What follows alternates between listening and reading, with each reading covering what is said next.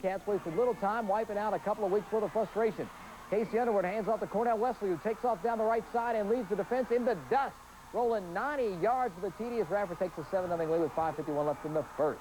Radford's defense would also break bad in the first half. C.C. Chapman picking off Rayfield Milton's pass at the Radford 26 to turn back the Spartans. 2 plays later, Wesley would take off again, this time on a 65-yard touchdown run up the left side. His second big scoring run of the night, and Radford takes a 14-0 lead on Giles. Radford went up 21-0 before Giles started coming back. Rayfield Milton with a 36-yard pass to Pete Janney, moving to the Spartan 10. 3 plays later, Janney would run it in, and Giles cut the lead to 21-8, and the Spartans come back to win it, 30-28. Now take a look at the Super 7 poll after 7 weeks of the season. Chillowie, of course, staying #1 with a huge win over Salem. Danville keeps cruising down 7-0 after beating Albemarle 48-27. Martinsville stays 3rd after beating Fielddale. Magna Vista is still 4th. The Warriors beat Patrick County tonight. North Cross stays unbeaten with a 49-20 win over Massanutten. Giles comes back tonight to beat Radford by 2. And George Witt stays unbeaten at #7. And Rustburg. Well, it's now time to check out tonight's Super 7. That includes one major shakeup near the top. Chillowie, of course, stays a solid #1, but GW Danville, which was ranked 2nd, falls out of the poll after losing to Glass in 2 overtimes. Martinsville jumps up to 2nd. Magna Vista now 3rd. North Cross is 4th. Giles moves up to 5th. George Witt is 6th. And Rustburg, the Red Devils, debut in the #7 spot. And the poll. Well, let's now take a look at our next to last Super 7 poll of the season. The top 6 spots remain unchanged from a week ago, with Pulaski County, Martinsville, Magna Vista, which plays tomorrow night in a postponed game, also North Cross, Giles, and George Witt, all remaining unbeaten. The new addition this week is Amherst. The 8-1 Lancers make their first ever appearance in the Super 7. Welcome back as we now head up the road to Pearisburg, where Giles was crowned the Mountain Empire District champ tonight after crowning Shawsville 49-14. Senior class at Giles was recognized before tonight's game, and on Shawsville's first play, they give those seniors a present. Daryl Bibb fumbles the ball. Brandon Steele recovers for Giles to set up the first TD on the 2nd and 11. From the Shawsville 13, Peter Janney runs in and out of the single wing to make it 8-0 after the 2-point conversion. Shawsville would attempt to answer tonight, but Marty Smith will pick off the pass at the Shawsville 43 and return it 19 yards. Giles would turn it back over, but it mattered little early in the second. Kevin Slusser runs it up the left side for a 38-yard TD to put the Spartans in front 29-0. Then, with 5:50 left in the half, Slusser would again score, this time on a 45-yard dash. He scored 4 times tonight. The Spartans move in front 35-0. Shawsville's defense also was not much tonight as Giles' defense stopped the Shawnees and wins the Mountain Empire 49-14. Here's McDonald's Big Mac Attack Offensive Team of the Week. Last Friday night in Pearisburg, the Giles Spartans put the exclamation point on their perfect regular season Mountain Empire District title with a 49-14 win over Shawsville. The Spartans racked up 365 yards of offense and got a special performance from Kevin Slusser, who touched the ball 4 times and scored 4 touchdowns. Giles finishes the regular season with 410 points in 10 games. As promised, we now head to Division II Region C action up in Pearisburg, where the explosive and unbeaten Giles Spartans opened the playoffs against Chillowie. The Spartans rolled into tonight's game a little banged up, and they would take a few more bruises early. Peter Janney takes off on Giles' first play from scrimmage and gets popped by Chillowie's Chad Goodman as the Warriors make a statement early, but Giles would not be denied tonight. Janney takes off out of the single wing and caps a 13-play drive in which he carried the ball 11 times. A 5-yard run made it 8-0 Giles after the 2-point conversion. Chillowie would try to come back through the air tonight. Quarterback Jeff Robinson tossing it to DJ Preston for a 10-yard gain over the middle. But Robinson would go to the well one too many times. J.C. Riggs would pick up the pass, and Giles shakes off a slow start tonight to roll to a 33-0 win. Just across the county, a battle of 2 11-0 unbeatens took place tonight as Giles hosted George Witt in the Division II Region C Championship. And the Narrows make that the Maroons would make the first noise of the night. On their first drive, Randy Blevins catching the pass, picking up 24 yards to give the Maroons a 1st and goal on the Spartans' 8-yard line. Then 2 plays later, Blevins again hauls in the pass from Jeff Bourne, this time for the TD. GW on top, 7-zip. The Giles would reel off 21 straight as the Georgia cheers were silent. J.C. Riggs catching Rayfield Milton's pass and moving the ball down to the Maroons' 5-yard line. And on 4th and goal, Milton breaks out of the wing and passes to Riggs for the TD. Giles ties the game at 7 after a quarter. Giles went up 14-0 at halftime and then added another in the third. Milton spots Brian Crawford on another 4th down situation. He not only picks up the first, but puts Giles in scoring position. And on the very next play, the Spartans cap a 53-yard, 7-play drive. Peter Janey's TD run. That TD turned up to be the game winner. Giles advances to the Division II semifinals with a 21-13 win. Welcome back, folks, as we continue our state semifinal weekend preview special with a trip to Giles. The Spartans are bidding for their second undefeated team and second state title in school history this season. But before they try to duplicate the effort turned in by Leon King's gang, the Spartans must first beat a solid Haysi team in the Group A Division II semifinals. Roy Stanley has more on tomorrow's matchup.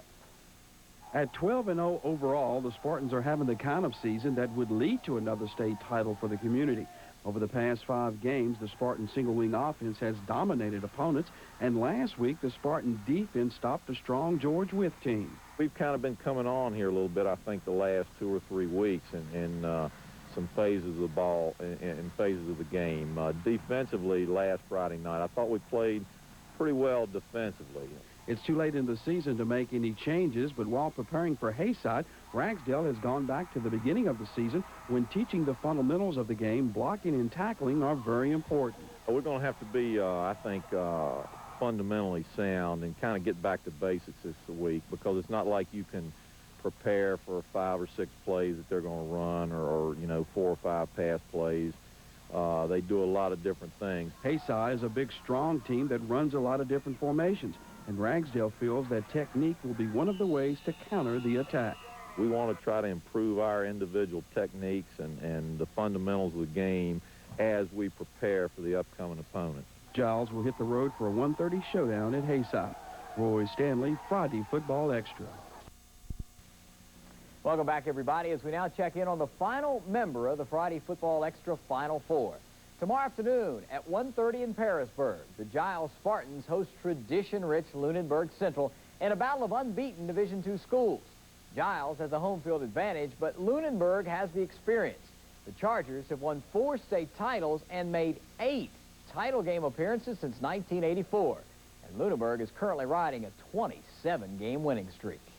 Well, what they've done in the past doesn't weigh into my mind too much, but looking at them right now is what weighs in my mind, and they look very good. I don't see any apparent weaknesses, so they're definitely a good team. At 13-0, Giles itself is no slouch.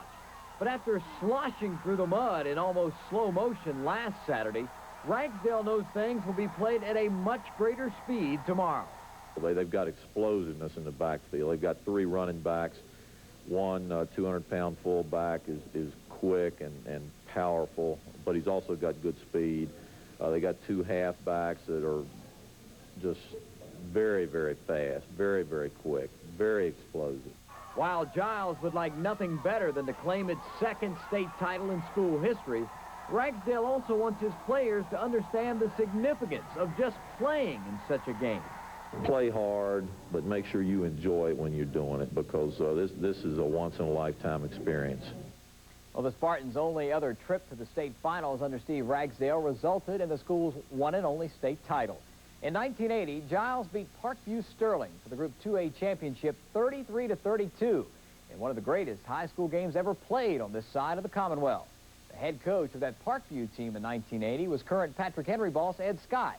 And earlier this week, we asked Ed and Steve to take a stroll down memory lane and relive that classic game. The temperatures were in the 60s and the bandanas were in the thousands that afternoon in 1980, as Parkview found out firsthand about Giles' fabled bandana game.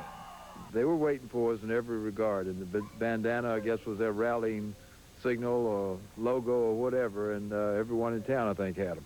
But while Giles had the bandanas, Scott had high school All-American Alan Pinkett, who would later go on to star at Notre Dame and in the NFL. That day, he rushed for over 250 yards. He had a phenomenal day. He scored all their points, scored 32 points. No, we didn't control him at all. He ran wild that day. Pinkett ran the Patriots out to a fast 18-0 lead before Giles' own running machine, Leon King, cut loose on a 79-yard touchdown dash out of the single wing. But it was this 10-yard TD pass to Greg Mance that King threw to get Giles within 4 points at halftime that really hurt Parkview. He threw a pass down across the middle to the tight end was a big play, and then he completed a pass as time ran out just at the half to get him back in the ball game. I thought was a key play, too. So it was the running, but it finally came down a couple of big plays with the passes out of it. Leon's brother Greg gave Giles its first lead at 26-20 in the third quarter. And Leon put the Spartans in front 33-26 with 5 minutes to play. Pinkett would score one more time to close the gap to a point, but Giles would hold on the two-point conversion and then run out the clock to win it 33-32. But I think certainly the big key is when we broke the long touchdown. Leon went 70-some yards or whatever, and I think right there we were 3 touchdowns back, and we broke that long one. And I think at that point, that gave our boys the confidence that we could come back and win the ball game. Scott has never forgotten that game, and a strange twist of fate has even brought him close to one of the key players on that 1980 Giles team. Living in this area, I've kept up with him and been able to see him. In fact, teaching a hunter safety class here, and the game warden was the captain of that team, Charlie Mullins. So he and I worked together here at the high school on the hunter safety, and we've reminisced about that game several times. It is indeed a small world. Now we're finished.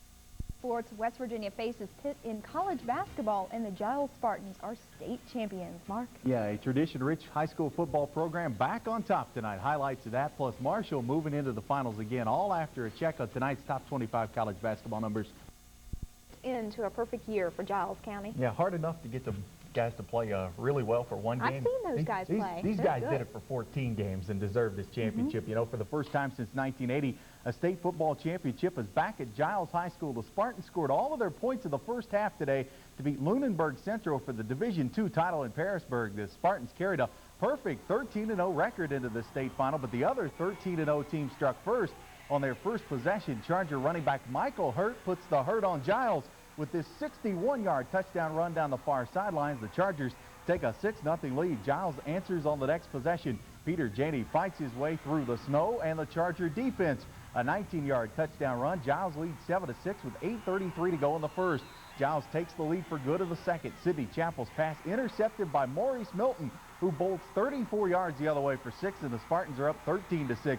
Still in the second, it's Peter Janey again. This one a 3-yard touchdown run off the right side. The 2-point conversion makes it 21-6 Spartans, but Lunenburg Central cuts that lead. Roger Gales plows over from 3 yards out. The Chargers cut it to 21-12, but Janey helps put Giles, put it away, finding room off the right side, moves the ball inside the 10-yard line. Then just a couple of plays later, Janey scores his third touchdown of the afternoon as Giles wins the Group A Division II title, 27-18 to the scoreboard. Finished the year 14-0 and Division II state champs pocketed $1,000 after being named Team of the Year.